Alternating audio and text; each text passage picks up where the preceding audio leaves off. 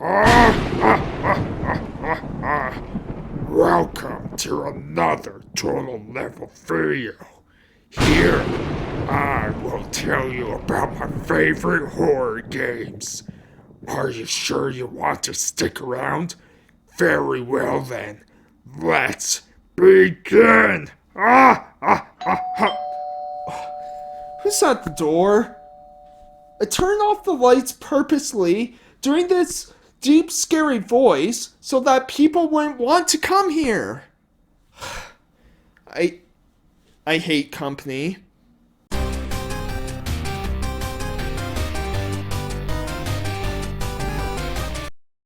Hello everyone, thanks for watching. Total Level here, as I've been getting a lot of requests to talk about horror games, play some, all that sort of stuff. Even one requesting if I would talk about some of my favorite horror games, so why not talk about my favorite horror games? So, for me, I do like horror games, but probably not as much as most people are. The ones I'm more drawn to are kind of the psychological ones, right? The psychological thrillers that might not necessarily be classified as horror, but have those horror elements. Now, that's not to say I still don't enjoy the creepy, gory type of horror games and all that, but yeah, you'll see on my list that it'll kind of be a good number of ones that sort of mess with your head, right? And so for this, one, like, they'll, some games won't be shown because I just don't have a physical or digital copy of them. Like, yes, I could use an emulator, but I do like to at least own the game in some shape or form if I'm going to use an emulator, right? And so there's going to be some games that I love that won't be kind of featured on here, like Eternal Darkness on GameCube. That game was really, really good, and love the sanity meter. That was so cool, and love the Fatal Frame games, but yeah, I don't have them though. I believe you can buy them like for $10 each off the PlayStation 3 store, so I might have to do that at some point. And check out the new one too. Yeah, so, and then the way I'm going to kind of break this down is kind of first just talk about more of the well-known ones, or at least ones that I think, even if they're a bit of a hidden gem, at least people know about them, and then at the end, I'm going to talk about a few ones that I think a lot of people don't know about, may have skipped, you may not have heard of them, that sort of thing. So, first, yeah, oh yeah, there will also be Silent Hill games, because I only own one, and it's on the 360 Homecoming, I believe it's called, and yeah, I still yet to get through that game, so, just so you know, but there might not be Silent Hill, wow. But there's going to be Resident Evil. I have to talk about that, so, pretty much I liked all Resident Evil games except for, even 5 and 6 I thought weren't too bad, even though, they definitely were more in the action category than horror or survival horror, but and I have quite a few digitally through, like, Steam and all that, and for the longest time, Resident Evil 4 was my favorite Resident Evil, and I'm really looking forward to the remake. I think it's pretty cool that they're getting rid of kind of quick time events for side quests. Like, depending on how they do it, I think that would be better direction, because, yeah, quick time events, especially for that game, were somewhat frustrating, right? And so I am looking forward to that, and updated controls and everything like that. I still think it's a great game, but yeah, there's definitely outdated parts on it, but for remakes, I have to go with the remake of Resident Evil 2. This game is just so good. It's one of the greatest remakes ever made, and just the whole being able to play both, having the two stories of Leon and Claire, and just the whole setup, and it's pretty amazing when you can both sort of reinvent a old game while making it familiar, right? And that's kind of the trickiest part of doing a remake, is trying to figure out how to satisfy everyone, right? But man, the Resident Evil 2 remake is so good, and yeah, it's one of the standards that you would set for remakes for sure. So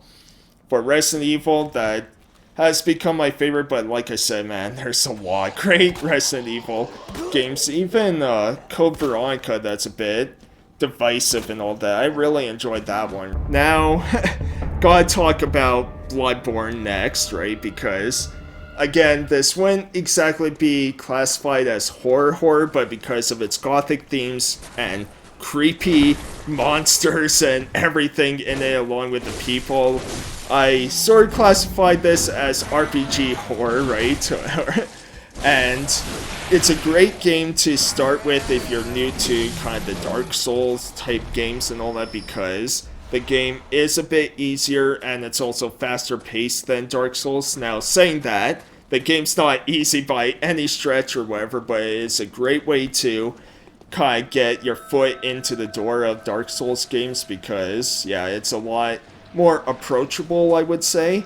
And yeah, you got a lot more health vials and everything like that, right? But man, this game is so good. It's, yeah, just the atmosphere, the creatures, and again, the way I like to think with Dark Souls, at least for me, is when I play these games, like, I get instantly hooked as soon as you beat that first boss, right? Once you're able to beat that, then you kind of gain confidence and you want to just keep playing and playing and playing no matter how many times you die. And this was a perfect example, because I know there was one boss where I think I died over 20 times in a row. Like, usually on bosses, I either beat them first try or it takes me 2 or 3 tries, but there was one where, man, it just took a long time, but I'm glad I stuck with it. And yeah, just a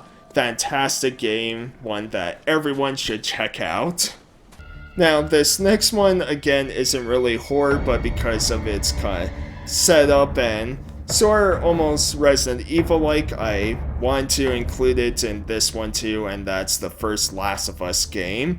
Now, I haven't played the remake. I don't really plan on getting it till it's very cheap, right? Or it goes on like PlayStation Plus Extra or something like that. And no, I haven't seen the show yet. I do want to watch it, but I don't have HBO or anything like that. But yeah, just this game though, still so good. One of the best heart-pounding openers you will ever see, and this game is just all about survival, at least in the first one, right? Where you're just learning how to survive and get through in this, post-apocalyptic world. And like, the whole journey of Joel and Ellie is so good. And it's one of those games where even if you only play it once, you remember pretty much all the big points in the game, the big moments, right? And that's what makes this game so great, is it just has so many of those little moments that make you just, like, have your, jaw-dropping moments, right? So, yeah, I had to include it, even though not sure you would consider it horror exactly, but I still really want to include it in this. And then once again, not so much horror, but yeah, we're getting more into the psychological stuff, and I have to again talk about a game by Quantic Dream, Heavy Rain. Now, this game is definitely outdated by today's standards. There's a lot of unintentional, hilarious moments that you can do, especially if you purposely fail quick time events in this game, and the voice acting, isn't that great, especially because they made the weird decision of hiring all British actors, but they're they all have to do an American accent, and some are better than others, let's just say that. But man, this whole game about trying to figure out, you know, who the serial killer is, the origami killer, and playing as 4 different stories kind of simultaneously, and it's just, yeah, it's one of those things where you want to keep playing till you find out kind of the mystery behind all this, and yeah, with multiple endings too, you kind of want to replay and get every single ending. Just really great game, and really set the bar for a lot of kind of interactive experiences with video games, you know, and like there were others before it for sure, but this game really helped kind of influence a lot of those experiences, right? So, since I talked about Heavy Rain, let's talk about another Sony exclusive, or, well, Heavy Rain isn't Sony exclusive anymore, but, you know, it used to be, and one by Supermassive Games, Until Dawn. Now, this game is just takes every cliche in the horror handbook and just uses it to just fun perfection, right? Because, yeah, the game, you know, you're basically, yeah, invited for kind of get-together party at a cabin in the woods, you know, and of course there's monsters after you, and yeah, just, and everyone's a college student where you have every cliche in the book, but that's what makes this game so great, I think, is because Supermassive was able to sort of poke fun at kind of the big cliches of people always going alone and, you know, wherever they're going, splitting up, and having kind of Saw-like moments here and there, and yeah, it's just a blast to play, you know, again, one of those games you want to play multiple times and everything, and yeah, it's just, you know, and normally I'm not big on horror games that just are so big on cliches, but because this one really pokes fun at it, I really enjoyed the experience with Until Dawn, right? I also forgot to mention, like, I'm just kind of doing one game per franchise, and I'm saying this now because the next kind of series I want to talk about is Castlevania. Again, not exactly horror or anything, but has kind of that, you know, vampire, you know, these vampires and werewolves and all that sort of stuff, right? So I want to include a Castlevania game, and definitely my favorite in the whole series still to this day is Symphony of the Night. Now, what's funny is I originally was going to play this on PS4 because I saw the game on sale for like $4, and then like, wait, did they change things? And then I found out that it's like the 2007 remake or something they did for PSP, so I went back and just did my 360 digital copy of the game because I really want the bad but good dialogue of like, what is a man?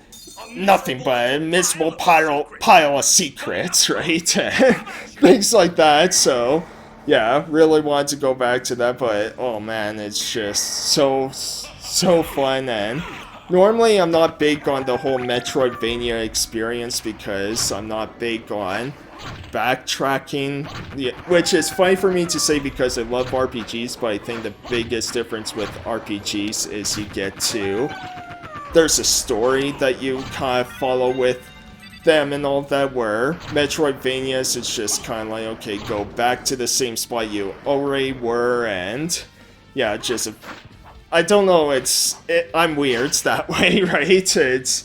I don't know why backtracking doesn't really bother me for RPGs, but it does for pretty much any other genre, but yeah, and just something about Symphony of the Night though, just the atmosphere, the music, it's really easy to pick up and play, I find, you know, and just everything I love, you know, it's just wrapped into one, and so, yeah. easily Castlevania Symphony of the Night is my favorite Castlevania game. And then this next one, again, not horror, it's action adventures or platforming and all that, but with its dark themes, I really want to include Alice Madness Returns. Now, this could have been my hidden gems thing at the end, but I think enough people at this point at least know about this game. But yeah, it's really cool as just kind of take on Alice in Wonderland, where, yeah, Alice is sort of dealing with kind of tragedy with her family, is sent to, yeah, an orphanage and seeing a psychiatrist, but soon after she's kind of sucked back into Wonderland and has to save it, and yeah, you get very creepy creatures to fight, and it's not as colorful as Disney makes it out to be, right? But yeah, I just love the look and atmosphere of this game, and yeah, it's just a lot of fun for me, even though, you know, it's a bit clunky and platforming is a bit too precise that you need at times, but man, I just love going back to this game over and over again every now and then, right? It's just a really cool action-adventure platformer that I think more people need to check out. Though, I understand, you know, why you might not, because I know at least on PS3 the game's pretty expensive, and 360 I think it's still around like 40-50 bucks, right? Which is pretty expensive these days for a 360 game, right? But, you know, I really want to still include it, right? And then this next one, again, is, I would say it's horror, but again, it's more the psychological side, and that's Alan Wake. Now, I only played the, you know, kind of original 360 version and all that. I haven't played the remaster or anything, but man, I love this game. So basically, the whole story is Alan Wake kind of has writer's block. He's kind of going away to try and just relax and see if a different scenery will help him out, and then finds out that basically the things he's writing is coming to life to attack him, right? And you have all these shadow monsters chasing you and attacking you, and you have, you know, you have to use kind of the power of light to expose them, defeat them, everything like that. It's a really, really cool concept, and it's one that, you know, I would love this game to just be a series and all that, because, man, it's just a really cool psychological thriller, and one that more people need to check out. It's really, really cool. Which, again, yeah, it could have been in the hidden gems thing, but Alan Wake is pretty well known too. And then kind of the final game before we get into like 3 little hidden gems is I want to talk about Dead Space. So no, I haven't played the remake. I hear amazing things about the remake, but again, just like The Last of Us, I'll wait till the price is quite a bit cheaper. But yeah, and I do really want to play it because I love the original Dead Space. I mean, this game is like the way they were able to create something fresh and new for video games at the time, because we've had a lot of horror games with, you know, kind of creepy atmospheres and, you know, creepy AI and everything, but it's not to this extent right now. The game does fall a little bit apart kind of near the end, which I'm hoping the remake kind of fixes a bit of that, right? But yeah, it's just, you know, it's so amazing, especially if you're a fan of things like Aliens and everything. You know, you would absolutely love Dead Space, and Dead Space 1 and 2, both of them are really great. The third one definitely fell apart, being like co-op and big emphasis on multiplayer when the whole thing is, you know, you're supposed to be kind of alone in space, isolated, right? But nevertheless, this game is still amazing to this day, and yeah, I can't imagine what the remake is like.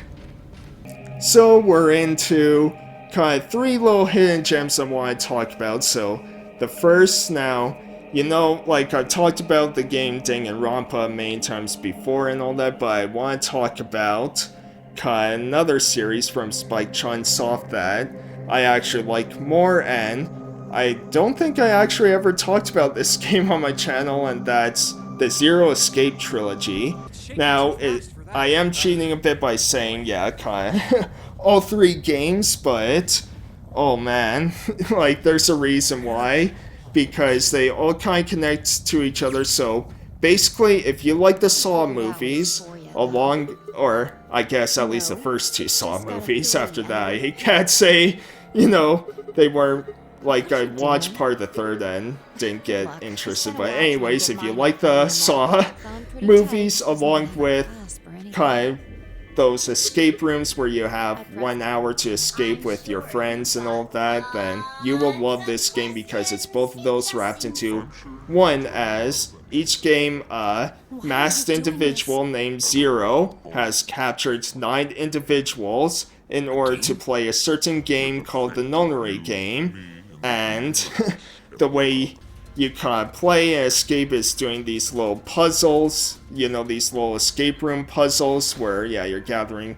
materials, combining items, and putting it all together, getting clues to find a way to escape a certain room, right? And it's just a really great trilogy of games where, yeah, each game...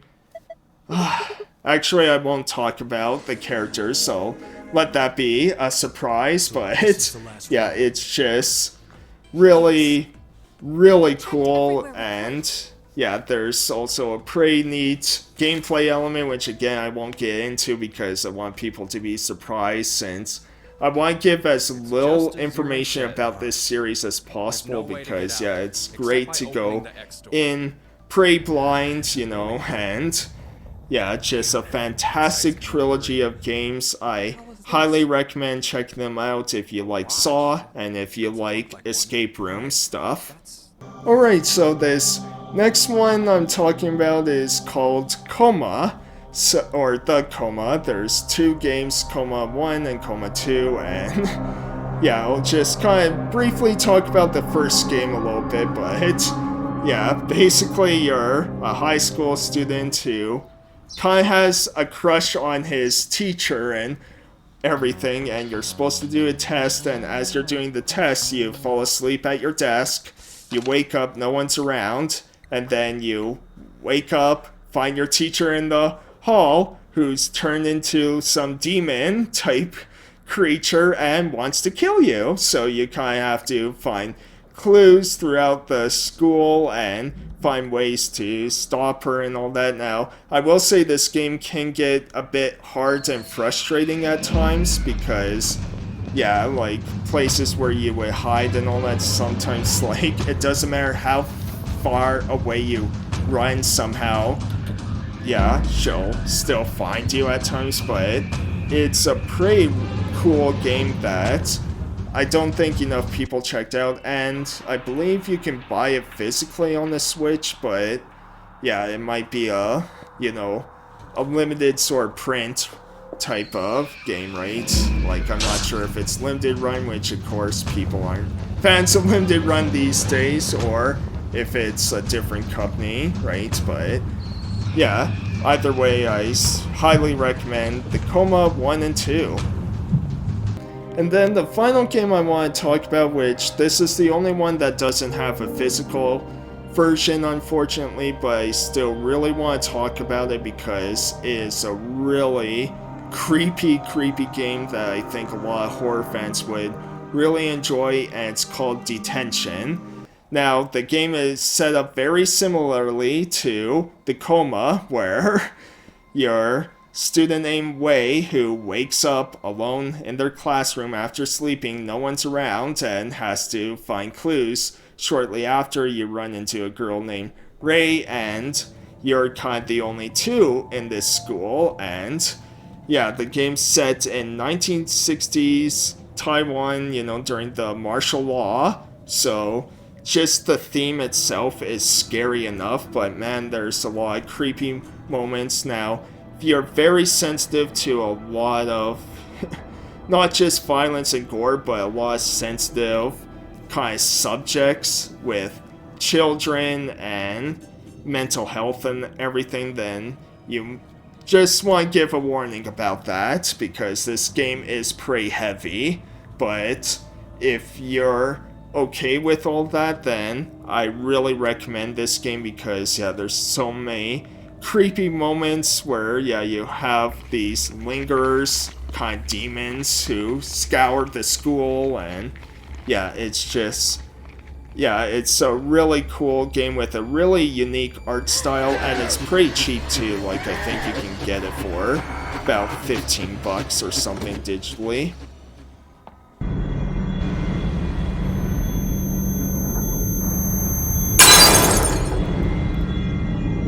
Okay, so I hope you enjoyed kind of my horror game list. What did you think? What games would you put on? And again, I may have missed a couple here and there, like I was kind of quickly trying to put this video together, right? So there's definitely ones I probably missed and everything, or there might be ones I still haven't even played yet. I mean, there probably is a good number that I haven't played yet, but yeah, let me know what your favorite horror games are. Let me know if you maybe want to see me try and play some of these for the channel, maybe stream, I don't know. I have to see, like, streaming, I have to be in the mood to stream for sure, but, for videos and all that, at least, those ones I can kind of take my time with, right? But yeah, just let me know anyways, because sometimes with videos, I have to be in kind of the right moods. It's kind of like playing basically a horror game or a Dark Souls type game, is I really have to be in the mood for those types, right? So yeah, just let me know. I'm probably said that about 80,000 times now, so I'll just end it there. Thanks everyone for watching. I'll see you next time. Take care. Hey everyone, hope you enjoyed the video. If you did, be sure to subscribe and check out my other videos on the channel.